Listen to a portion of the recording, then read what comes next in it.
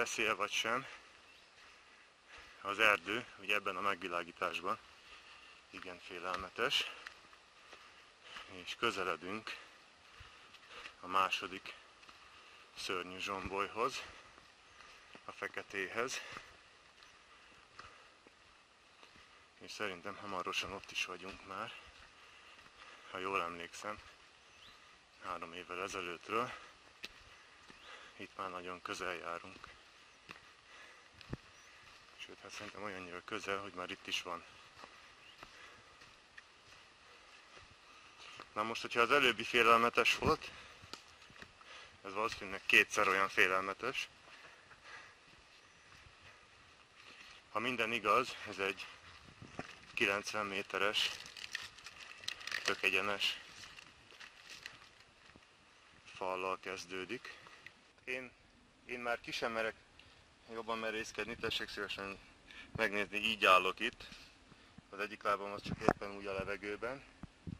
Szóval erről van itt szó, ilyen felülről. Ha az előbbi vérpisasztó volt, ez nem is tudom milyen. Tehát hihetetlenül, én így egy helyben állva, illetve most már visszaóvatoskodok, de beleizzadtam az élménybe, és lábaim is rendesen remegnek. Kezem pedig markolja itt a fát, de így se igazán egy biztonságos érzés. Nos, innen egy másik látószögből. Ott sajnos takarnak kicsit ezek a növények, de kijjebb nem igazán merek menni. Szóval ez a fekete zsomboly. Az alján hó és jég van, és egyébként pedig szóval a két zsomboly alul össze van kötve egy vízszintes barlanggal.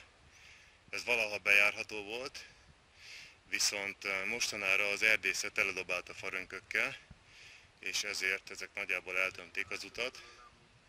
Most is el lehet menni, egyébként az aljára lehet ereszkedni profiknak, persze, hangsúlyozom ki, és valameddig el lehet menni mind a kettőben, a másik felé, de már nem lehet összekötni a két túrát.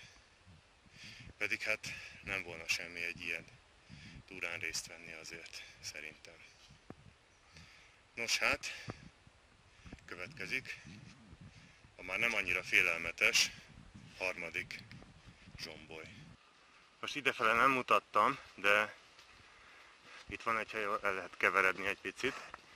Tehát ez az út, itt a vékonyfán van a sárga kereszt, meg ott is egyen, meg itt is. Ez megy a fekete zsomboly felé. Itt pedig most visszafele indulunk el. Igazából ez volt a túra egyik A végpontja. És itt ez a tábla. Errefele az úttörő zsomboly. És igazából az Iker-zsombolytól innen jövünk. Hát itt is itt a sárga kereszt a fán. Szóval értelemszerűen amikor jövünk, akkor ez így néz ki. Arra kell menni egy picit, majd le, aztán vissza, és most ezen az úton tovább. Itt el lehet keveredni, ezt csak azért mutatom meg ilyen szájbarágósan, mert már én is keveredtem itt el, szóval nem volt kellemes itt bóklászni össze-vissza, de végül is azt kell, hogy mondjam, hogy én rontottam el, mert amúgy logikus volt az egész. Csak hát az én logikám kicsit más.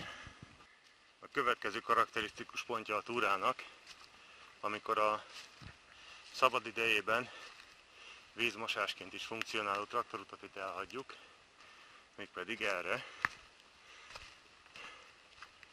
És itt a turista ösvényen megy tovább. Következő izgalmas feladat következik. Ezt jól megmondtam. Át kell nézni a vízmosáson. Nagyon-nagyon ritkán azért karsztvidéken is vannak vízmosások. Mármint hosszabbak. De ez legalábbis, ha nem is hosszú, de baromi mély. Ugyanis ott van a felső vége, ott mozognak a távolban. Szóval megint mászás, ez már az X1000 plusz egyedik. de remélem, hogy ez már az utolsó erre a napra.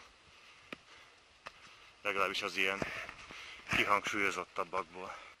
Úgy látszik, hogy a jel festője kislételt is hozott magával, mert legalább 2,5 méter magasan volt a jelzés, de legalább jól látszik.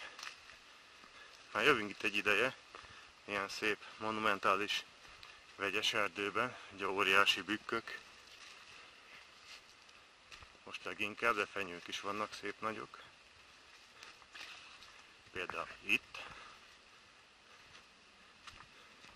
És már megint alakul a dolog. Ilyen kisebb-nagyobb furcsa karstképződmények vannak így úton útfélen. De hamarosan kéne következzen a két záró látványossága a túrának. Hát remélem, hogy jól emlékszem, és mindjárt ott is vagyunk. De azért ne felejtsük el, hogy ugye ma már megvolt a Csodavár kompletten, alsó-felső rész. Szóval ez a túra azért már így ráadásnak azért nem kevés. Persze nem azért mondom, mintha nem élveznénk, mert nagyon szép, tehát végül is szerencsénk lett, az idő is kiderült. Most is gyönyörű, egy szál felhő nincs. Úgyhogy hiba lett volna nem eljönni. Most hát elérkeztünk az úttörő Zsombolyhoz, éppen hogy csak egy percet tettem el a kamerát. Nos, hát az a helyzet, ez se kicsi, de az előzőekhez képest, erre csak annyit tudok mondani, hogy legfeljebb, hogy ügyes. Azért annyira nem félelmetes, egy olyan, hát 15-20 méter mély. Mondjuk az se kevés, de azért minden persze viszonyítás kérdése. Idejövök erre a csücskére, mert innen teljesen jól be lehet látni az egészet. Ez is jól teli van mindenféle törmelékkel. Állítólag a története az az, hogy talán 86-ban, valamikor a 80-as években egy úttörő csoport az osztálykirándulás alkalmával fedezte föl, és ezért kapták, és ezért kapta a jelenség ezt a nevet. Az úttörők Zsombolyától nem messze, mondjuk egy olyan 50 métert jöttünk, itt a fedett. Egyúttal az utolsó látnivaló a túrán. Na most, ez így nem tűnik annyira veszélyesnek. Mindjárt be is világítok a zseblámpával. Szóval így néz ki, bevilágítva. Nem olyan mély, pár méter, vagy itt nem tudom, lehet itt az erdészetnek ez a fával feltöltögetés munkája, ez már befejeződött. De állítólag ott a nagykő mögött, ott egy 30 méteres, függőleges lyuk van. Tehát azért ne tévesszem meg senkit. Szóval ennek itt nincs neve, csak így az út mellett így éppen így előfordult. Azért is megvan, vagy hát 10 méter biztos. De hát ez itt már nem számít. Látványosságnak legalábbis. Azért megmutattam, hogy aztán az a vád érjen, hogy tényleg csak a legizgalmasabb részeket vágom össze. Azért van más is útközben, ami még érdekes. És a kör bezárul. A kis körútnak itt vége van. Ugye mondtam, hogy innen fogunk visszajönni, és íme. Tehát tulajdonképpen itt a túrának az érdemi része az véget ért. Innentől ugye azon az úton megyünk vissza, amin jöttünk. Tehát ez volt az elveszett világ. Remélem tetszett.